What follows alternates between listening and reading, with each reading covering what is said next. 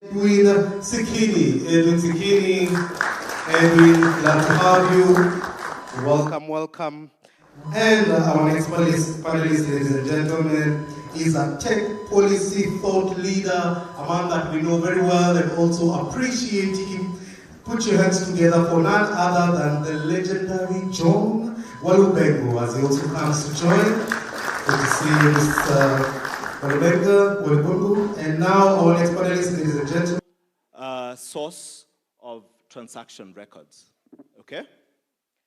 Now, fellow panelists, our mission is to sort of light the fire on the potential of, and I'm very deliberately going to use the terminology distributed ledger so that it is real in everybody's mind rather than the ambiguous terminology blockchain. So our objective is to light a fire for the potential of distributed ledger technology in Africa. And a stretch goal I have just realized is we want next time our esteemed guest, Mike Gumo, is talking about this technology. He should actually be telling us how Nairobi County government is deploying this distributed ledger technology in the service of Nairobi's citizens, all right? Because we believe there is a really huge role that this technology can be used to mobilize quality of life in Nairobi, okay?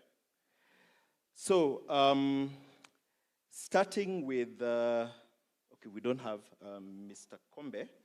However, okay, I'll move on to John.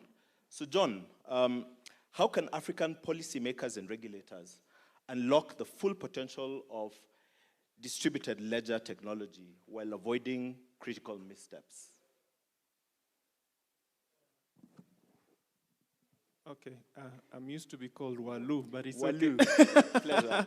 So, first of all, perhaps it will be good to give some background. I was involved in the Kenya blockchain report. Professor Ndemo was our chairman.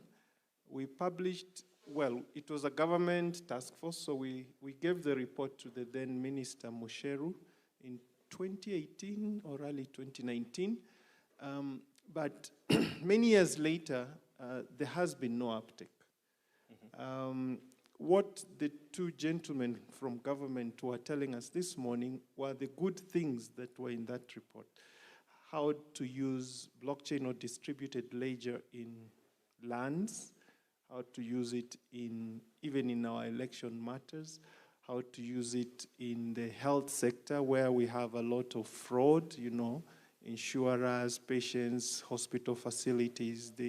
They create records that are very difficult to sort of audit. All these use cases were defined in that particular report, but they never took off. Why? And if Kenya can solve the why problem, then the rest of Africa can pick up on that. And before I continue, I also like the way you're saying distributed ledger technology, because a lot of, should I call it noise, is more on the crypto side. And that's fine, it's happening. But there is a lot more value if we got this technology in the public sector. And it's not crypto or, you know, use cases in the public sector. It's actually both. If you are able, for example, to get the land's records on a blockchain, then it's easier to move to the next level, the crypto side of things. But unless and until we are able to address those basics, then you create sort of, Lands Act expects control to be very hierarchical. But a distributed ledger is a flat, you know, structure. So right there you get a clash. So the first thing that needed to happen, and probably it will happen in the next, because I was called to another task force that looked at why the other things didn't work. But one thing that needs to happen is enabling legislation. Do we have legislation that gives confidence to the civil servants to onboard young techies to build blockchain systems? Right now, it is not there. And as long as it is not enabled, the stories we had from county government and my friend, the ICT secretaries, will just remain stories. So we need to crack the legal aspect, and then thereafter, the innovators in this room will be able to confidently pitch, or let me rephrase that, the bureaucrats on the other side of the table will be able to confidently invite digital ledger technologies to bid solutions for the public sector. Thank you. Okay, so in summary, John, we see a regulatory hurdle to wider adoption of distributed ledger. Absolutely, in the public sector. All right, awesome. Before I move to Mumo, could I ask if Jessica Colasso is around or has a representative? No? What about Dr. Kombe? Okay, great. Let's proceed. Mumo, very passionate blockchain, crypto, finance, and recently political educator. I noted that part of your 2024 resolutions was to launch a new blockchain course. I wonder how far it has gone. Question is, what educational strategies will best empower the African public and workforce to harness the power of distributed ledger technology in Africa? Thank you for having me. So my name is Mumo, for those who may be meeting me the first time. I'm a content creator dealing specifically with making education in the crypto space accessible to everyone. So the way I like to put it is, I teach my 8-year-old, if she understands, then I can put it on YouTube. That's the way I actually do it. So to your question, the first thing is, there are so many people here who have knowledge, but they are afraid of putting it out there. It is not a preserve of any of the people that are on stage.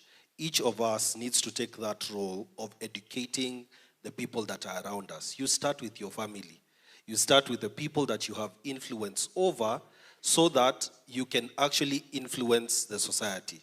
The next thing is, we need to address the first issue that comes in when we talk about blockchain and we talk about crypto, is when people are approaching it, they're approaching it in, how can I make money out of it?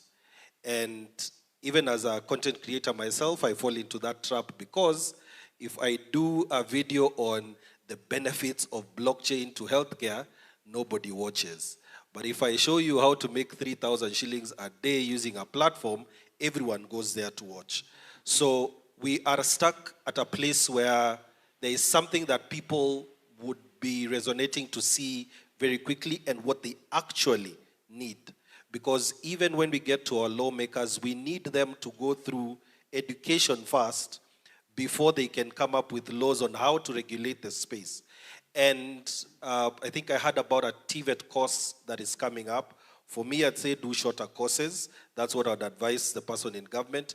Do shorter courses, because if they go for a TVET course for 3 years, whatever you're teaching them, by the time they're out, it's already outdated. That would make more sense for us in education to actually take time in our small groups. We don't need it to be centralized in a university or in any case like that. We need it to be done in every single community. Wherever you are, start an education initiative so that you actually educate the people that are around you. Yeah.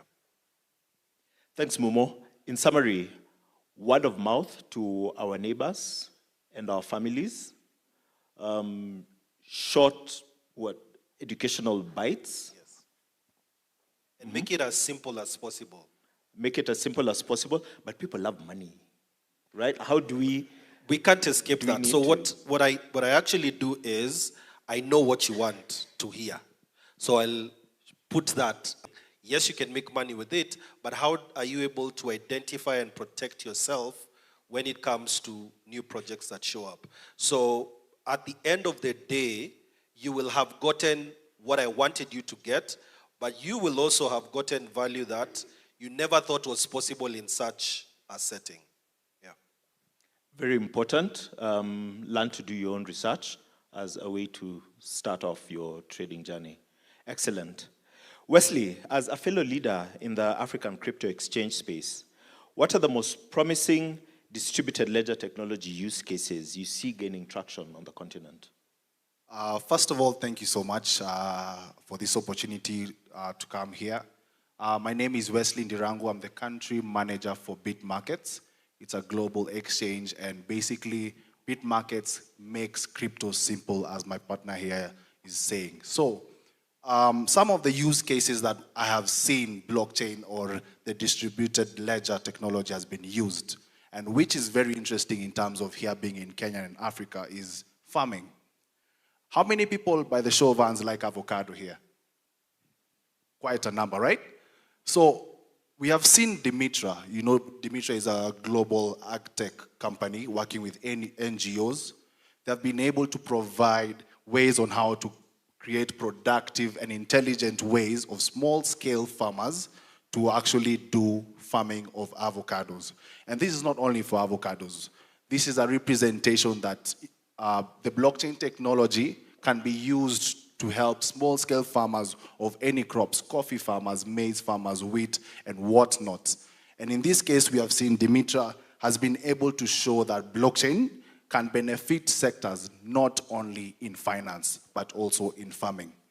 Sorry, before you proceed, so how does distributed ledger support avocado farming in Dimitra specifically? All right.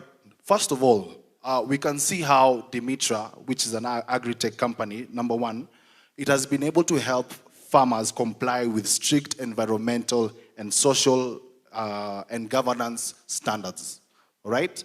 So this has been able to bring all farmers together so that they can be able to understand these factors that they can be able to use in terms of farming their avocados.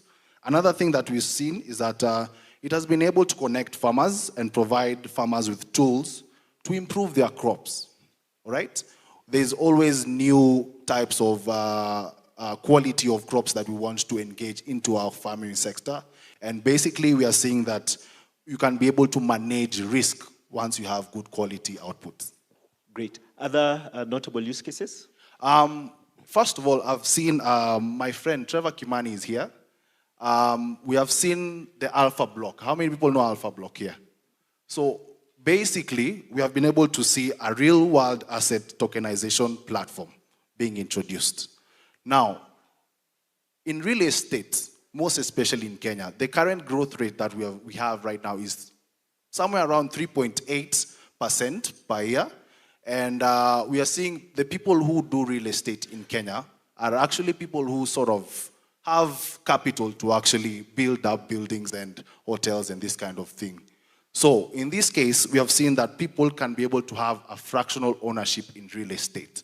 I don't necessarily have to be a millionaire to invest in real estate, but I can use as little as $100 to be able to participate and have ownership of real estate. Meaning, instead of having 4 beers at 1,000 shillings today, I could own a piece of real estate. Yes. And by the end of the day, we see that the barrier of real estate investment can be lowered down. All right? And we have seen that real estate can be democratized, you know, so that anyone who wants to invest into real estate can be able to enter into that market.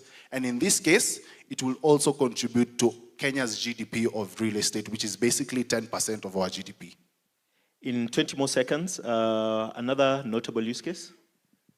In this case, I can say, for example, investing in capital on a business. For example, I'll put an example of BitMarkets. BitMarkets introduced its own platform native token, and apart from it being a platform native token, we have introduced a product in terms of wealth management. If you want to start a business and you need capital, you need someone to support you in capital. BTMT, which is the platform native token called Bit Markets token, can be able to assist you generate more capital to start up your business. So in this case, also in capital, we can be able to help people start businesses and develop their businesses. Thanks a lot, Wesley. And we shall get back to more use cases. There's a little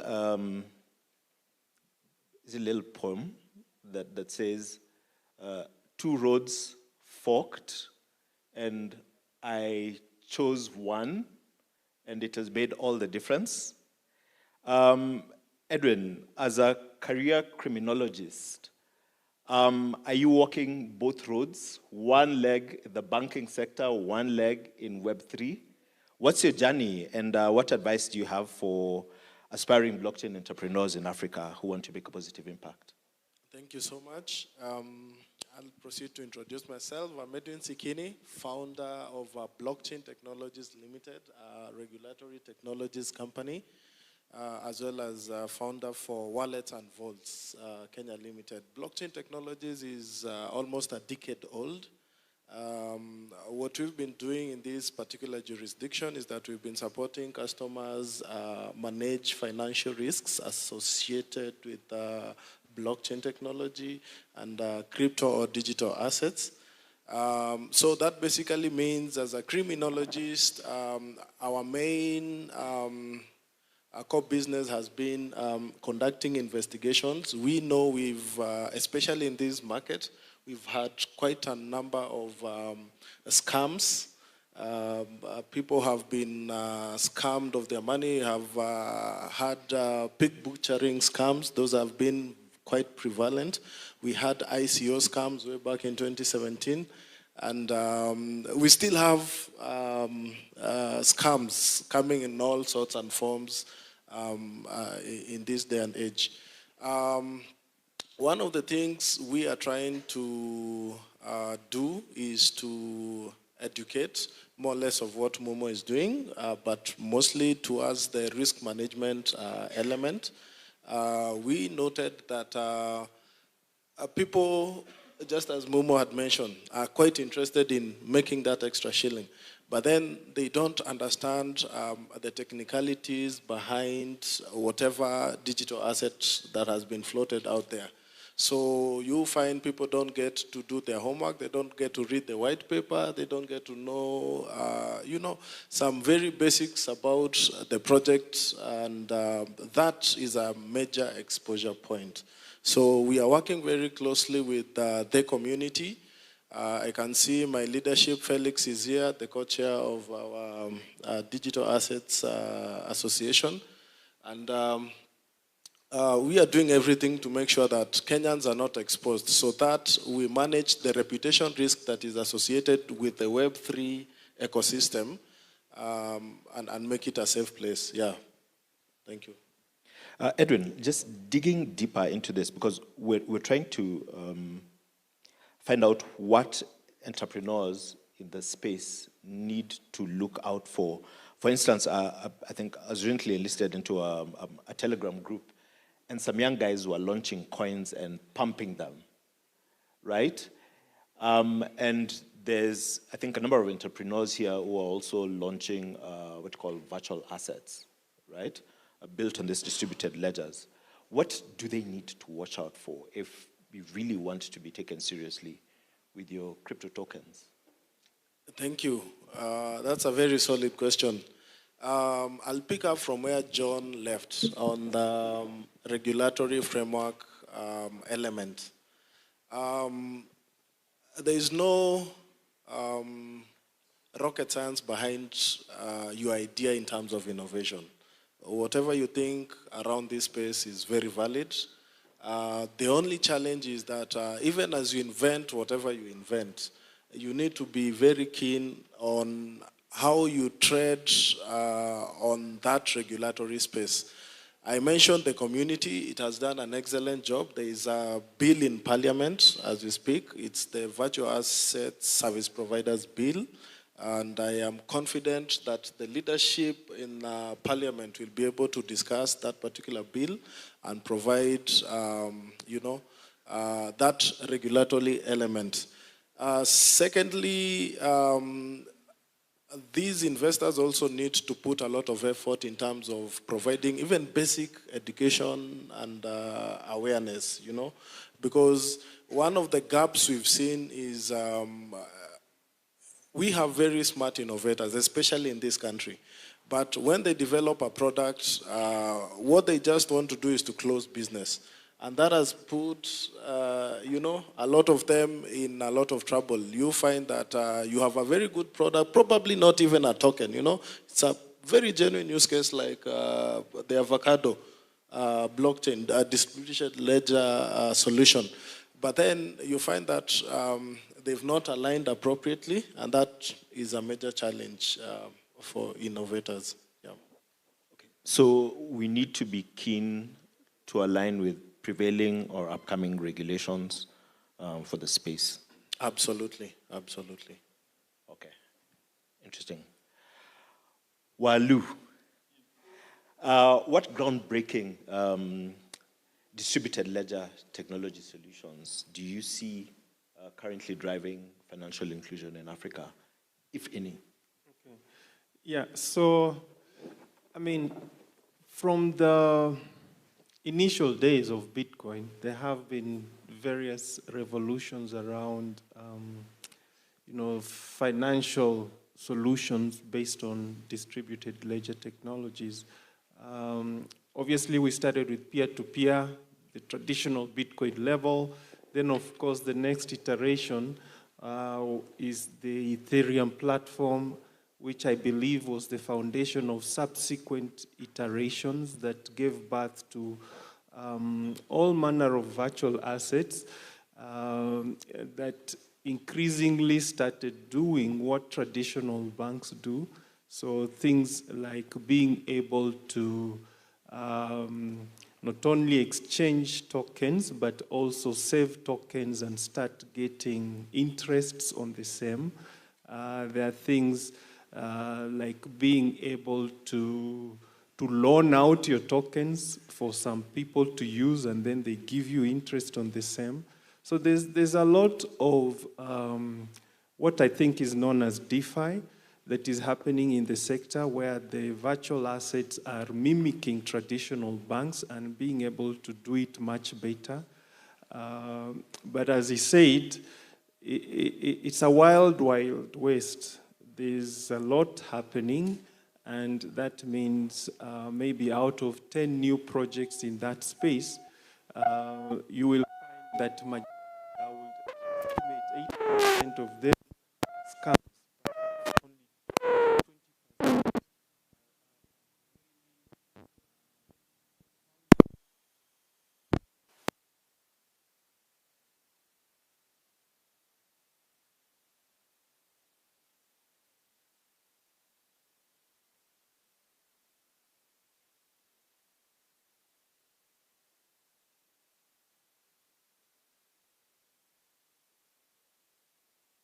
To protect the vulnerable citizens who may have no clue and they get sucked into some of these projects. So government has to come in and sort of put parameters around which the citizen is protected without obviously limiting innovation. Thank you. Okay, but Walu, so in Kenya right now, Mama Mboga, that would be a street vegetable vendor, can get an M-Pesa loan, can provide their cow as collateral for microfinance loan, right?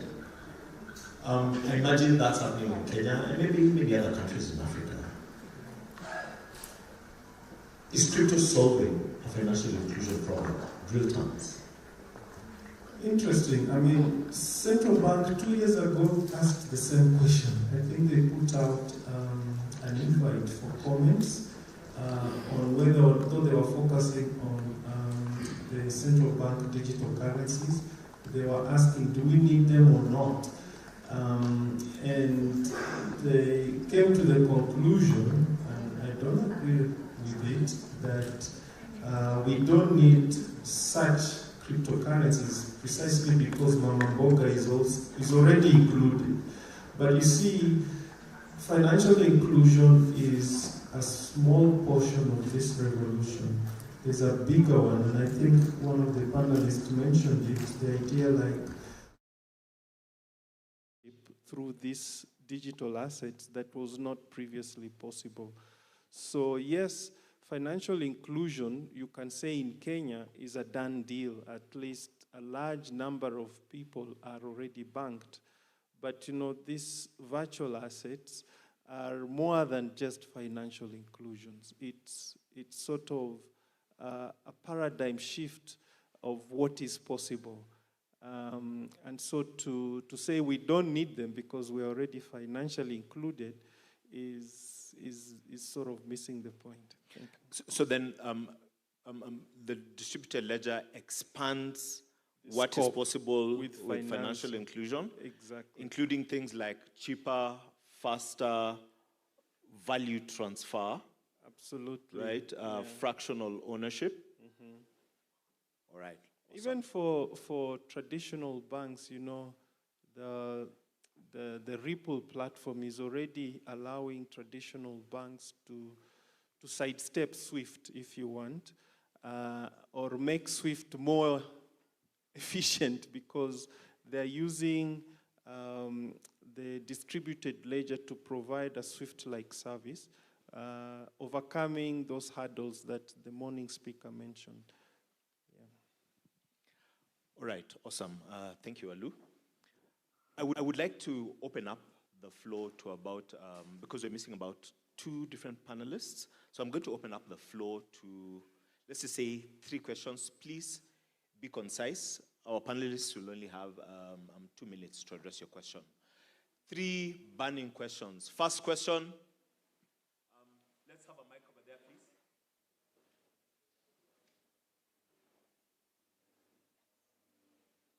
Second question, mic over there. Third question, the mic over here. We'll take those 2 questions only and wind up the session. First question, name please. Hi. And affiliation. Hi, my name is Mwara Kungu. Mwara, I know you. Oh, that's good. I work with Walu at Multimedia University, and I'm a content generator. This is my project, the Almasi project. I'm creating animation and selling NFTs. And I can't say that I've had great success at any of those endeavors. I generally earn my living as a teacher. And I was very excited when the government representative there mentioned that blockchain would be great for elections. But I think we're having a lot of trouble getting past very basic problems. What's on my computer screen at the moment is looking at GNI, gross national income per capita. And there are huge differences between the World Bank and the other figures, but basically, we are basically having trouble still putting food on people's tables. Our first speaker here comes from Switzerland, where the GNI is $88,000, according to the World Bank. And in Kenya, according to the World Bank, our GNI is $5,680 a year, which is, we're basically living on average on $400 a month.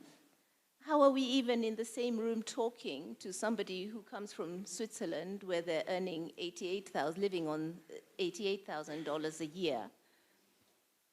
As if we have anything in common. We don't have anything in common because our government is still having trouble.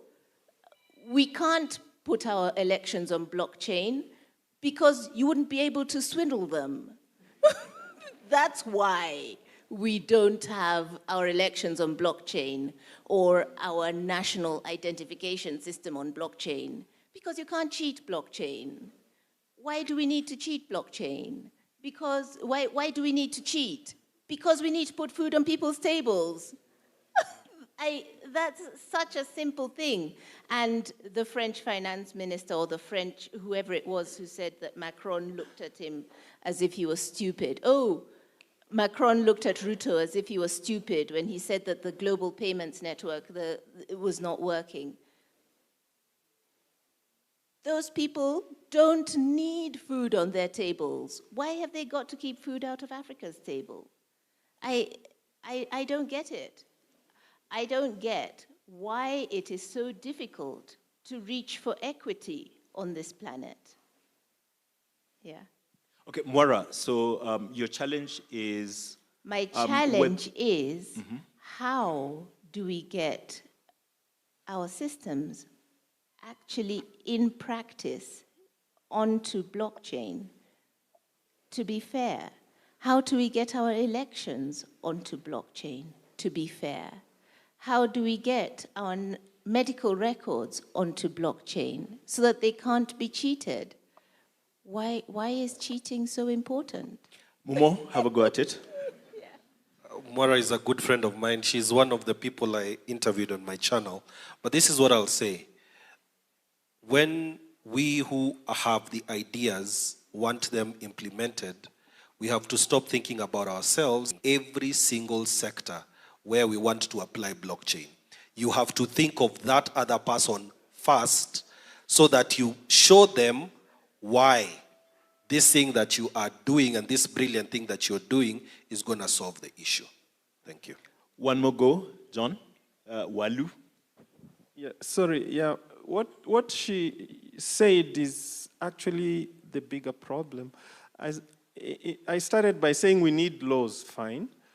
But beyond laws, we need the value system to change.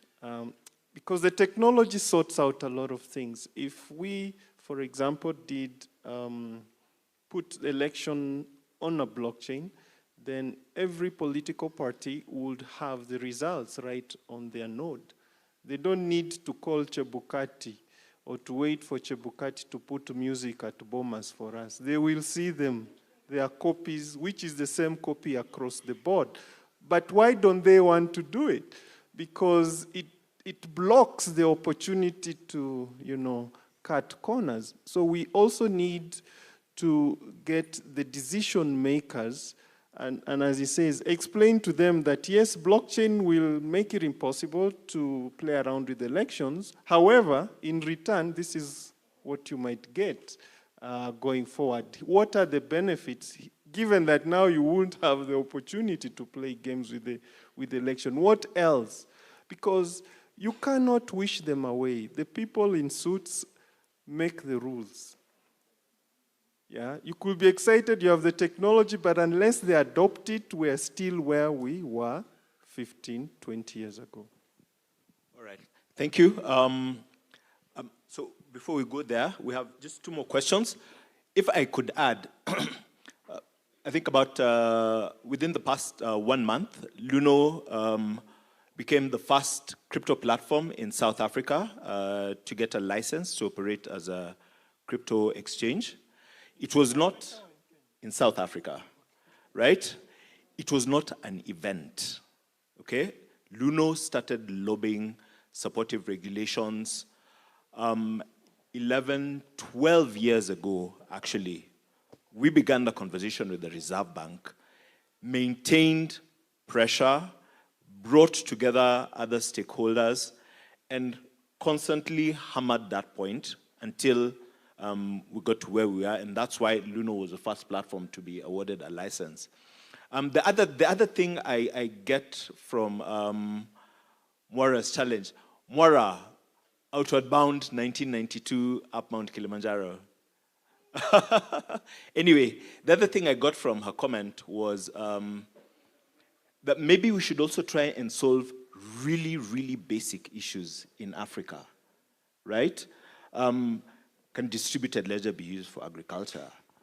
Can it be used for microfinance? Can it be used for garbage collection in our cities?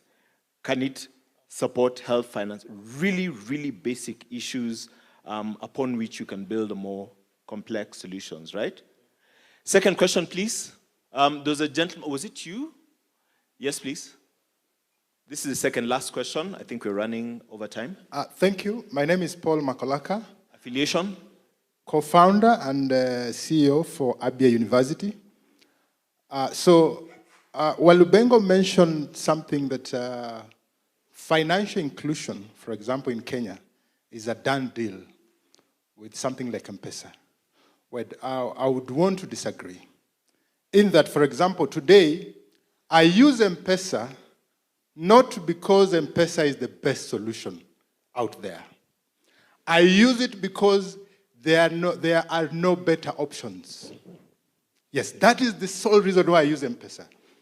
For example, if I wanted to send my mom 1,000 bob, M-Pesa is the easiest, but it is not the best option. So I would want to disagree that M-Pesa, that financial inclusion in Africa is a done deal. Actually, we are just beginning. And given the potential of blockchain, there are so many basic things that we can do.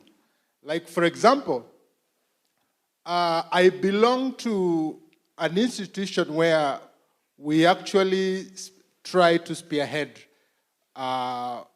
applications of blockchain technology in different sectors. And one of the papers that we are currently doing is how blockchain technology can be used in microfinance lending. And when you talk of microfinance lending, you are talking of mama mboga.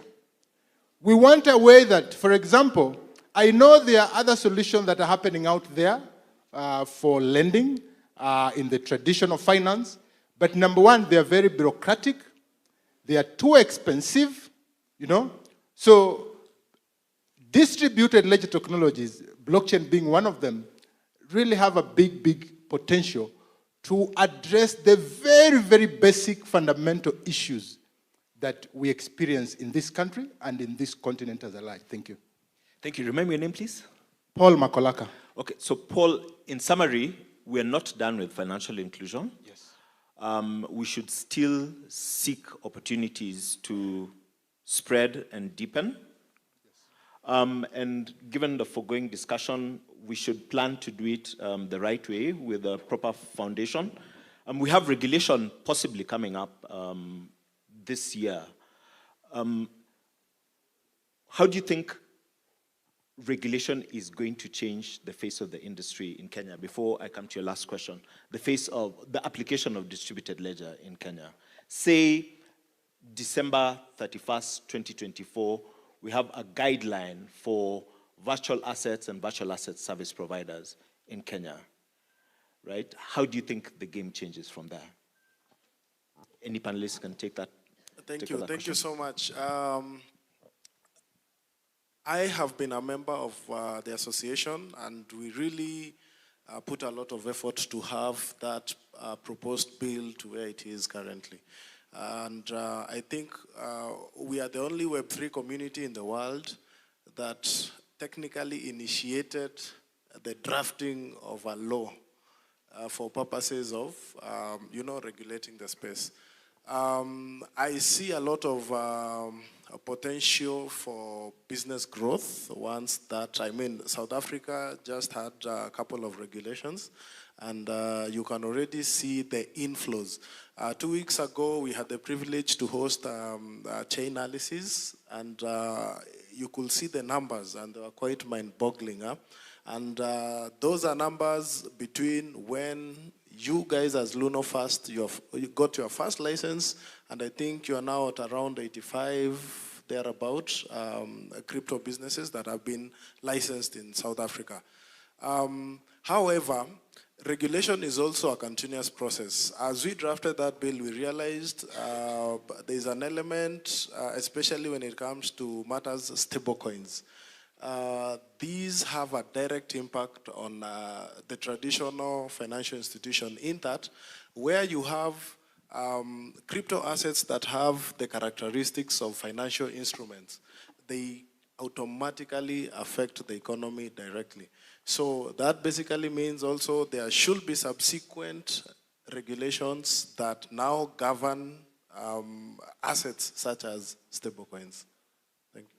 So in summary, we should be sharpening our tools of war as businesses to leverage this opportunity.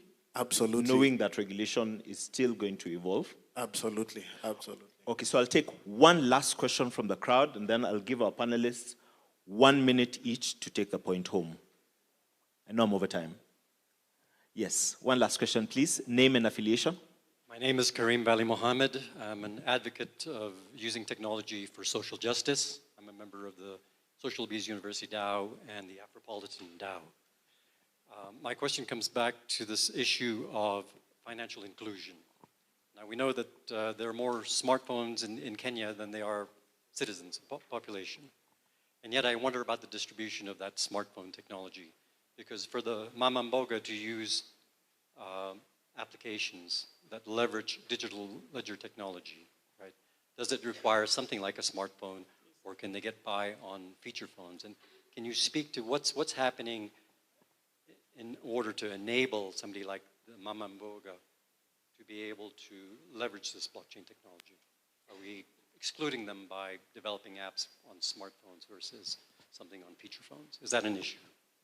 Thank you. Do you want to take this, Walu? Yeah, I forget the name, but there was in Coast, there was this startup that had blockchain using SMS. So there's a possibility in which you can use feature phones to do, digital assets. So it is possible, and I like the way you're asking that, because there are a lot of Kenyans with phones, but not all of them are smartphones. So that needs to be taken into consideration. So there are some local startups that have blockchain solutions on the traditional USD platforms. So it is possible. And now that I have a mic, I just want to respond to the colleague on financial inclusion. When I said it's a done deal, I was quoting the report from Central Bank. I wasn't saying that everybody is financially included, but that Central Bank, in their rationale for saying we don't need, digital ledger technology, was purely based on that point. From where they sit as regulator, maybe they're comparing themselves with other African countries, so they feel they're in a comfortable position not to onboard digital ledger technologies at this point in time. And I don't entirely agree with them, but that was what their position was. Thank you. I can give one more. There's a Machankura, which is a SIM USSD enabled, where you can actually send and receive Bitcoin on USSD. And they're actually working on a non-custodial wallet which will sit on the SDK. So that's one that is currently operational here in Kenya. Panelists, sorry. So I'm going to give you all 1 minute. I have a timer to take it home. So Wesley, you can make your point within that minute. Okay, I just wanted to also add a point in terms of the Mama Mboga who doesn't have a smartphone also.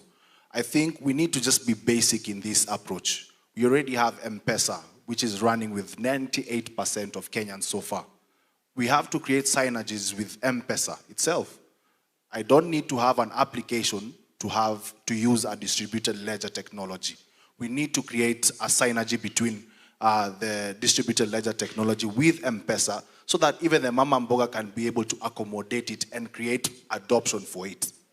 Yeah. Momo, take it home. For me, when it comes to education, I'll say this.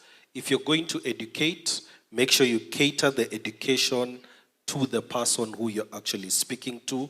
You can make it as technical as you want to the developers, make it as simple as possible to the general public, and finally, do not wait for permission, start today. Edwin, take it home. Thank you. I would highly recommend, as innovators, you get to develop products that have an element of, ethical products, basically. The whole idea is Web3 is here to change lives and our communities. So as much as you have the knowledge, don't develop products or provide a service that is designed to scam people or fleece people. We all know blockchain is immutable. So basically meaning even 100 years from now, we will know your address, did a transaction with some terrorist or whatever. So that is my take-home point. Ethical products. Thank you. All right. Walu?